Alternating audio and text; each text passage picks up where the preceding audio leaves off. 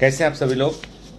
Supreme court का decision जो है वो कुछ पिटीशन पे आया हुआ है और उसमें उन्होंने जो है वो, जैसा मैं पहले भी बोल रहा था मैं, कि ये एक्चुअली ये क्या करेंगे, ये लोग है ना रिज़ल्ट को री इशू करेंगे रिज़ल्ट को ये। और इनके लिए सबसे आसान शॉर्टकट यही था एनटीए के लिए कि जिनको ग्रेस मार्क्स दिए उन बच्चों के ग्रेस मार्क्स को हटाएं और रिज़ल्ट को फिर से वो इशू कर दें। ठीक है, उससे कितना मेरिट अफेक्ट करेगा पड़ेगा ये देखना पड़ेगा। हालांकि ये जरूर बोल रहे हैं कि 1563 बच्चों को इन्होंने ग्रेस मार्क्स दिए हैं, परंतु एक्चुअल नंबर ये बहुत ऊपर हो सकता है। और इस पूरे पिटीशन के में जो भी चीज़ कंसिडर की गई है वो बेसिकली ग्रेस मार्क्स वाले क्राइटेरिया को उन्होंने कंसिडर किया हुआ है। ठीक है, तो कोर्ट का डिसीजन सामने आ चुका है इसमें।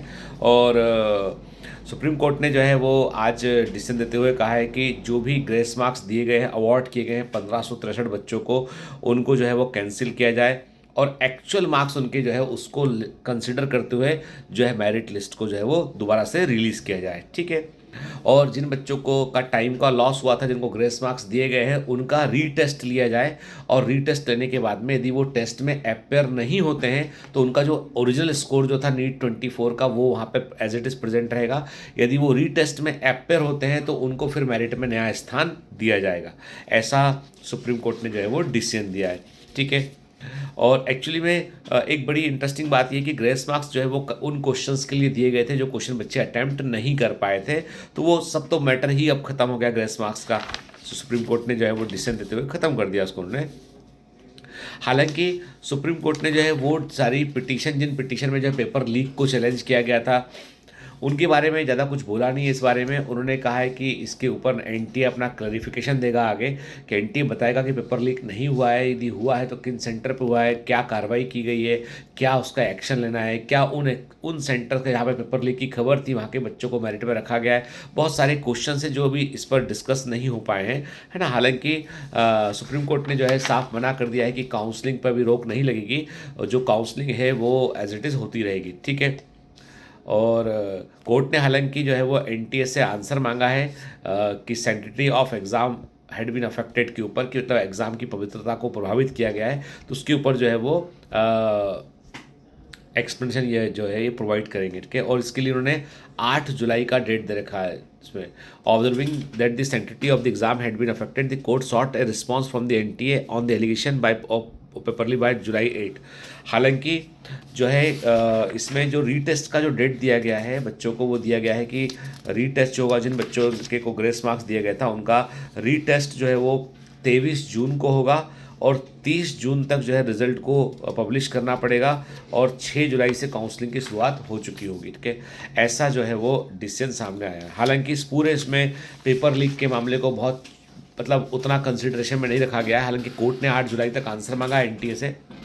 मैं पहले से कहा था कि एनटीए के पास जो है ना, एनटीए के पास में चूंकि लीगल पॉइंट ऑफ व्यू से देखा जाए तो बच्चों ने, बहुत सारे बच्चों ने एविडेंसेस मेरे को भी प्रोवाइड किए। फिर हमको मालूम चला कि हमारे लॉयर ने बताया कि ऑलरेडी सिमिलर नेचर की बहुत सारी पिटीशन जो है फाइल की गई है, तो इसलिए एक नया पिटीशन और वो एक्सेप्ट अभी नहीं करेंगे। ठीक है, तो कुछ बच्चों के इंडिविजुअल रिट पिटीशन जो है लगाए हुए हैं, लेकिन अब सुप्रीम कोर्ट का डिसीजन आ गया है तो अब हाई कोर्ट की पिटीशन का ज़्यादा कुछ महत्व रह नहीं गया, क्योंकि सुप्रीम कोर्ट ने जो है अपना सेम मैटर पर सुप्रीम कोर्ट ने अपना डिसीजन जो है वो दे दिया है। ये जो है अपना,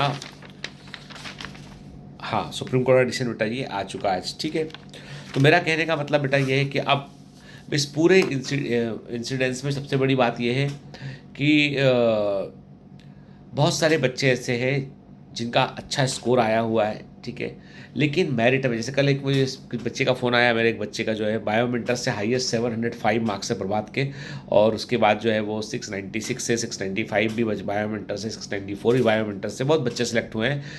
671 वाले बच्चे का फ़ोन आया, उसको ये चिंता है कि मुझे क्या अच्छा कॉलेज सर मिल जाएगा, मतलब 671 मार्क्स पे भी क्या मुझे अच्छा कॉलेज मिल जाएगा, ये अभी भी दिमाग में क्वेश्चन है। तो मतलब पेपर लीक होने से, टेलीग्राम पे पेपर के होने से बहुत बड़ा जो है वो घटना तो घटी है। और हालांकि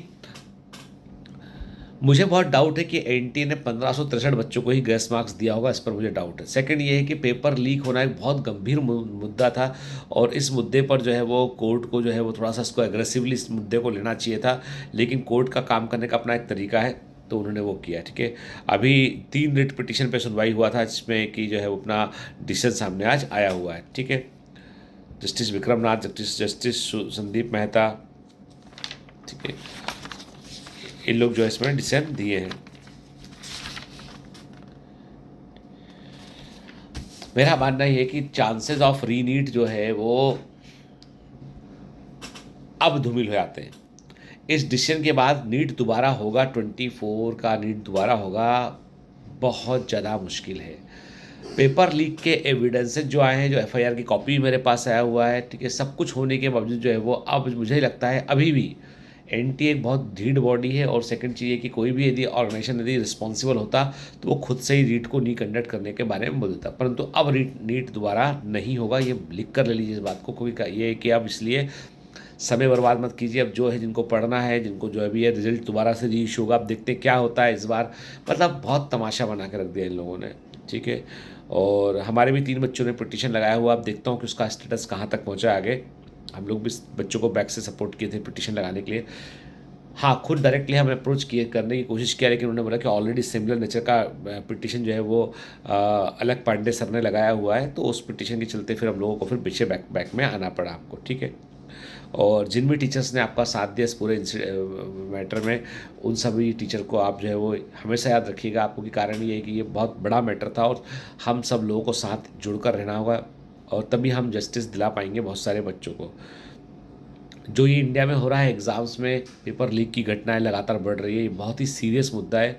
सरकार को जो है यूथ के लिए जो है बहुत गंभीर रहने की आवश्यकता है, कि मतलब बच्चों के साथ में देखो, आपसे वो पैसा तो नहीं मांग रहे हैं, आपसे को आपके दरवाजे पे भी नहीं आ रहे गवर्नमेंट के, वो सिर्फ अपने खुद की पढ़ाई के लिए, अपने रोजगार के लिए, अपने खुद के को योग्य बताने के लिए एग्ज़ाम देते हैं, तो एग्ज़ाम में धांधलियाँ नहीं होना चाहिए।